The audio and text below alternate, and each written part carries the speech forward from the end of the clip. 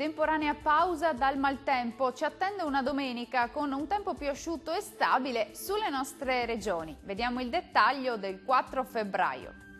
Sul Veneto torna ad essere stabile e asciutto, con locali foschie mattutine possibile tra il Trevigiano e il Veneziano, ma in rapido dissolvimento col passare delle ore. Soleggiato altrove, con cielo poco o parzialmente nuvoloso.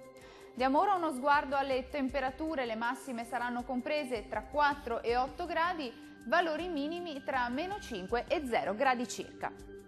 Spostiamoci ora a vedere la situazione del Friuli Venezia Giulia.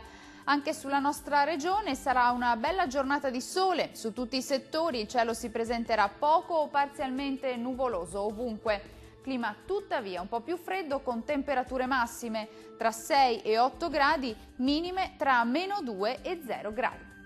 Concludiamo come di consueto con uno sguardo alla situazione del Trentino Alto Adige. Deciso miglioramento del tempo, sarà infatti una giornata asciutta e stabile su tutta la regione, ampio soleggiamento ovunque con cielo poco o parzialmente nuvoloso.